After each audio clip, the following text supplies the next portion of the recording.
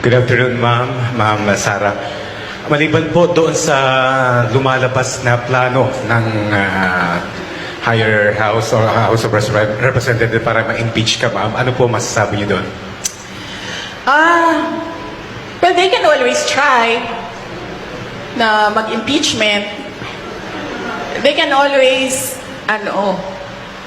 gumastos at magwaldas ng pera ng gobyerno para i-impeach ang Vice President.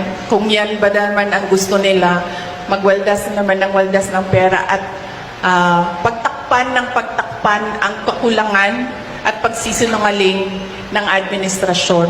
Para lang hindi mapansin ng mga tao na maraming mga pangako ang napako ay babanatan at babanatan nila ako. And then they can try. And then let's see. Diba? If I get impeached, then that is my end. Tapos. Kasabay naman ng patuloy na pagbulusok ng gradong ibinigay ng publiko kay Marcos Jr. ay mas lalo pang lumakas ang suporta ng taong bayan para kay Vice President Sara Duterte. Batay sa ulat ng Bayan Survey, mayorya sa mga Pilipino ay nagustuhan ang performance ng pangalawang Pangulo kung saan nakakuha siya ng 59% na approval rating. Sa lahat ng mga matataas na government officials sa bansa, si VP Sara rin ang nakakuha ng pinakamataas na trust rating. Lagpas 60% ang trust rating ng Vice, mas mataas kumpara sa 25% ni Marcos Jr. at 14% ni Romualdez. Patuloy na sumadsad ang approval at trust rating ni Pangulong Ferdinand Marcos Jr. Batay sa pinakahuling ulat ng Bayan Survey ng Pulse Asia, nasa 25% ang approval rating ni Marcos Jr. habang 53% o mayorya sa mga Pilipino ay hindi nagugustuhan ang kanyang performance. Karamihan din sa mga Pilipino ay walang tiwala kay Marcos Jr. Makikita sa nasabing survey na nasa 54% ng taong bayan ay may ganitong sentimiento. Maging ang pinsan ni Marcos Jr. na si House Speaker Martin Romualdez, bagsak din ang ratings. Nakakuha ng 54% na disapproval rating si Romualdez habang nasa 14% lang ang kanyang approval rating. 57% o mayorya naman ng mga Pilipino ay walang tiwala kay Romualdez. Bahagyang mas mataas naman ang approval at trust rating ni Senate President Francis Cheese Escudero kumpara kina Marcos Jr. at Romualdez. Si Escudero ay may approval rating na 39% habang nasa 38% naman ang kanyang trust rating. Ayon sa Pulse Asia, isinagawa ang survey noong March 23 hanggang March 29 kung saan 2,400 Filipino adults ang nakilahok. Magandang araw sa inyong lahat. Alam ko po ay ano pa ngayon? Lunes, Huwebes Santo ngayon, araw po ng huling hapunan ng ating Panginoon kasama ang kanyang 12 disipulo. No? Bukod po dun sa huling hapunan na simbolo ng hindi lang pagsama-sama na pagkain ng katawan at dugo ni Kristo, itong araw din po ay sinabi ng ating Panginoon na may isa sa kanyang magtataksil at ito nga yung Judas Iscariot. So ang tanong po natin, sino ang mga Judas sa ating lipunan? Ito po yung mga nagbebenta ng bayan natin sa mga dayuhan. Yung nagkakaladkad sa atin sa gera. Maski wala tayong pang-nasyonal na interes sa makipaggera. Yung umaaway sa mga bansa na pwedeng magbigay ng trabaho at mga turista sa ating bayan. At siyempre, ito po yung mga opisyales na wala sa tamang pag-iisip, merong bisyo, and yet nagpupumilit na manatili sa pwesto dahil gusto nila magpasasa, no? At gusto pa nilang lalo pang yumaman bagamat napakadami na nilang mga nalamon na galing sa kaban ng bayan. Bukod pa po rito, ngayon din po yung paghuhugas ng mga paa. Ito po yung simbolo ng pagpakumbaba ng ating mahal na Kristo at yung simbolo ng tunay na paglilingkod sa kapwa. Kaya nga po ang tanong, ano bang tunay na paglilingkod? Yan ba ay yung nakakulong ngayon sa kulungan dahil ginawa niya kung ano sa tingin niya at tama sa kanyang bansa? O yan ba yung nagpakulong sa kapwa Pilipino para lamang mawala ang tinik sa politika at magpasasa sa pwesto? No? Sino po ang tunay na nagsisilbi? Yan ba yung pinagsilbihan ng ama at kinalimutan ang ang mga nakaraan, ng mga mapait na karanasan sa kanilang buhay dahil nga sa aberya na dinadanasan? Well, alam niyo po, habang pinag-uusapan natin ang Maundy Thursday, yung Last Supper at saka yung washing of the feet, lumabas din yung survey na talaga naman pong napakalaki ng bagsak ng trust rating at ng approval rating ng Marcos Jr. administration. Siguro po, ang kinalaman nito sa Maundy Thursday, ito nga po yung paglilingkod sa bayan. No? Naghusga na po ang taong bayan doon sa paghuhugas ng paa kung sino talaga ang tunay na naglilingkod. No? Kung sino talaga ang naghuhugas ng paa ng taong bayang Pilipino. Hindi po yan si Marcos. Dahil napakalaki po ng pagbagsak, ng pagtiwala at ng approval ng ating bayan sa kanya. Ganong katindi po ang bagsak? Well, ito po ha, babasahin ko po ha. Ito po ay Pulse Asia. Kapanipaniwala po ito dahil walang pinapanigan ng Pulse Asia. Pagdating po sa approval, bumagsak po ng 17 points ang approval rating ni Marcos Jr. Galing 42%, ngayon po ay 25 na lamang. Now, ang problema po dito, bagamat nalathala sa dyaryo na 25 ang kanyang trust rating, ang approval rating, ang pagbasa po niyan dapat neto. Titignan po natin kung ano yung approval rating niya na 25 at ano yung disapproval rating niya. Ang disapproval rating po niya ay tumaas ng 21 points at naging 53%. So 53 less 25 is 28. So negative 28 ang approval rating na ating presidente. Negative po yan. Hindi po yan malayo dun sa nakuha niyang negative 54 di umano sa survey dyan sa Bohol. Wala pong may gusto kay Marcos Jr. At kung titignan po natin yan, sa porsyentohan lamang, sa 4 na Pilipino, isa lang ang nag-a-approve sa ginagawa ni Marcos Jr., 2 ay hindi approve at yung isa ay undecided. Pero dahil nga nito po yan, negative 28% ang approval. Ibig sabihin, hindi ka-approve Marcos Jr. Na pagdating naman sa pagtitiwala, trust rating, nako, ito po mas malaki ang distrust kesa sa trust, no? Ang trust rating po niya galing 42, ngayon po ay 25. Bagsak by more than 20 points, no?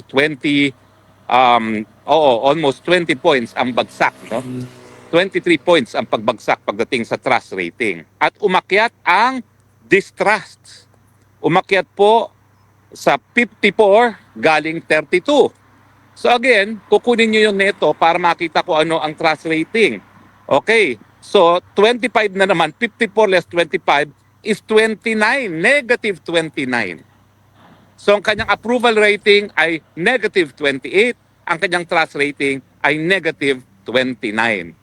Walang approve halos sa Pilipino kay Marcos Jr. at wala rin pong nagtitiwala kay Marcos Jr. ngayon. Bakit? Ano ba yung mga bagay-bagay na naka-impluwensya dyan? Well, siyempre, unang-una, yung pagpapakulong niya kay Tatay Digong sa dahig. Malinaw na malinaw po ha, na bagamat nagkasama-sama na ang dilawan, ang mga loyalista na lumiliit na ang hanay at ang mga komunista, ay nako, napakalaki pa rin porsyento ng ating mga kababayan ang nawala ng tiwala at nag-disapprove sa ginawa ni Marcos Jr. Yan nga po, ang kanyang disapproval rating ay negative 28, ang kanyang trust rating ay negative 29. Ibig sabihin, karamihan talaga, o kung hindi lang karamihan, halos lahat ng Pilipino hindi po approve sa ginawa niya na pagkakidnap kay Tatay Digong papunta ng dahig. At naintindihan naman po natin yan dahil kapwa Pilipino yan. Hindi naman po natin sinasabi na wala talagang pananagutan ng presidente kasi kung meron talaga nagrereklamo, dapat bigyan sila ng oras sa hukuman. Pero hindi po yan dapat sa isang dayuhang hukuman. Dapat po yan sa Pilipinas. Now, bakit na-disgusto ang tao sa kanya? Kasi nagsinungaling si Marcos Jr. Nung kaharap ako sa Malacanang, nung July pa lang of 2023, sinabi niya, hindi tayo makipagtulungan sa ICC dahil yan ay labag sa ating soberenya at labag sa ating jurisdiksyon. Pero anong nangyari? Behind the scenes, yan, nalaman natin sa investigasyon ni Manang Aimee, behind the scenes, talagang pinagplanuhan nila ng mabuti kung paano nga ikikidnap at mapadala sa dahig ang ating Tatay Digong. So, mali yung ginawa niya na pinakidnap niya at pinadala sa Hague ang Duterte, pero lalong disapprove ang taong bayan at nawala ng tiwala sa kanya kasi sinungaling siya. Kasi walang lumabas sa bibig niya kung hindi tayo makikipagtulungan. Hindi tayo makipagtulungan. Itataguyod ko ang ating soberenya, itataguyod ko ang ating soberenya. Yung pala, para lang mawala ang tinik sa kanilang buhay, isinurrender ang Tatay Digong. Pero hindi lang naman po yan ang mga dahilan kung bakit ganitong kalaking bagsak. Ha? Mahigit 20 percentage points po ang bumagsak sa kanyang approval at trust rating. Siyempre, nandyan pa rin yung pagbuhay ng pulboronic video. Mabuti na lang binuhay ng NBI at saka ng HOD committee, no? Ng Traidor Committee. Kasi nga, bumalik yung issue. Nasa tamang pag-iisip ka ba? Kasi nga, sino naman ang nasa tamang pag-iisip na yung pinakamahal na presidente sa kasaysayan ng Pilipinas, pakikidnap mo at padadala mo sa dahig? Hindi ba? Meron talagang sayad yung taong magagawa niyan. Mantakin mo, kikidnapin pa. Meron na nga proseso nakasaad sa Rome Statute, hindi pa sinunod mismo yung proseso. Yan. Kaya tuloy, bagsak-bagsak ang trust at saka ang approval rating. So, ang tanong nga, bangag ka ba? Siyempre, i-adapt mo pa yung pagkidnap at pagpunta sa dahig, natural, negative 28 at negative 29 ang approval at trust rating mo ngayon. Ang record po talaga is negative 54. Yan daw po ina-record sa Bohol. Kaya mga Boholano, maraming salamat naman at naninindigan kayo. Alam nyo talaga makabayan yung mga Boholano. Hindi nyo alam na ang kauna-unahang republika sa Asia ay hindi ang Republika ng Pilipinas. Yun po ay sa Bohol, nung panahon ni Daguhoy. Okay? So, talaga naman po makabayan ang ating mga kapatid galing dyan sa Bohol. No? So anyway, so bukod pa dyan nga sa ginawa kay Tatay Digong, nandyan na naman ang pulboronic video. At nandyan na naman yung pinakamataas na hanay ng nagugutom na mga Pilipino, 52%. Kalahati na ng ating mga kababayan ang gutom. Paano ka ba naman magkakaroon ng approval rating na mataas? Kalahati ng Pilipino, isa sa dalawa, gutom. Kumakalab ang sitmura. Di ba? Tapos dadagdagan mo pa ng iba pang problema. Kriminalidad. Ano nangyari kay Anson Ke? Napakakarumal-dumal na krimen. At meron na naman po akong balita, meron na namang mayaman palang nakidnap pero tahimik sila ngayon dahil ayaw na nila madagdagan ang problema nila na talagang bagamat pinangangalandakan nila na mas mapayapa daw ngayon ang ating mga lipunan sa ilalim ni Marcos Jr. Kita nyo naman kung gano'ng karumal-dumal ang mga kidnapping. Sabi nga nung presidente ng Chinese Association, no? 12 itong taon lang ang nakidnap. 10 mga Filipino-Chinese, 2 dayuhan. Ako lang matapos ang eleksyon, dala-dalawang hawak kong kidnapping for ransom na mga kaso. Isa doon, ang akusado ay paniniwalaang nag-death threat pa kay Inday Sara Duterte.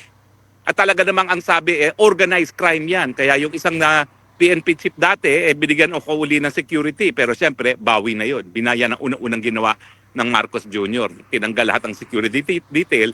Miski alam naman nating lahat na yung aking pinoprosecute na kidnapper ay may sariling private army. No? At mabuti na lang, bago sila nakagalaw, na-raid na. At nawala na yung kanilang mga armas. So, number 1, pagpapadala sa papakidnap kita Tatay Digong.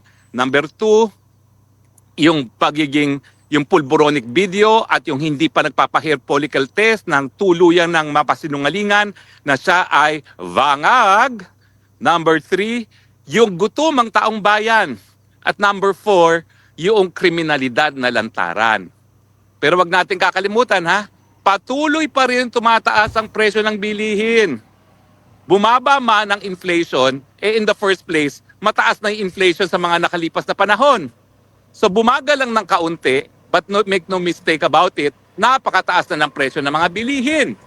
At yan naman po ay palagi nating pinag-uusapan na ang root cause ng mataas na presyo ng bilihin ay yung kakulangan ng gobyerno na bigyan ng suporta ang agrikultura sektor kung saan naghahanap buhay ang karamihan pa rin ng ating mga kababayan. At pangalawa, yung sunod-sunuran kasi tayo sa mga Amerikano nang sinabing wag bumili ng mga murang gasolina at petrolyo sa Russia, ginagawa natin yan. Bagay na hindi naman sinusunod ng mga bansa gaya ng India at ng China, kaya nakikinabang pa rin sila sa murang presyo ng petrolyo. At siyempre, yung usapin pa rin na kulang ang trabaho, mababang sweldo. Bakit nga po? Dahil kinukonsiderang kaaway ang pinakamalaking pinanggagalingan ng kapital dito sa Southeast Asia at pinakamaraming pinanggagalingan ng turista sa Southeast Asia. Ulitin ko po 35 million ang Thailand, 6 million galing sa People's Republic of China. Tayo, 5.5 million. Total tourist na yan. At hundreds of thousands lamang ang galing sa China. Mantakin nyo, kung makakuha lang tayo ng kalahati ng turista galing sa Thailand, 15 million, naku po, siguro ang ating GNP magiging 18 to 19% per annum. Talagang magiging tiger economy tayo dahil laking ganda naman ng Pilipinas kesa sa Thailand. Ako po'y hindi ko sinasabi yan dahil ako'y Pilipino, sinasabi ko po yan dahil ako'y gala. Ako'y lakwatsero at nakita ko na po ang mga sulok-sulukan ng Thailand, Indonesia. Wala po talagang ikukumpira sa ganda ng ating bayan. Kaya nga po, kung ako ngayon ay nasa abroad, dahil hindi ko po yan gusto, dahil ako po ay umiiwas lang doon sa panunupil na aking karapatan, lalong-lalo na yung karapatan ko na maging malaya, dahil wala naman po akong kahit anong pagkakasala na nagawa laban sa bayan at laban sa ating Panginoon. So ngayong araw ng Miyerkules Santo, balikan po natin ang turo ng ating may kapal. Kinakailangan po magpakumbaba at kinakailangan mandilbihan ng tapat. Marcos Jr., ngayong 28 at 29% na ang iyong approval at trust rating, paano ka magpapakumbaba?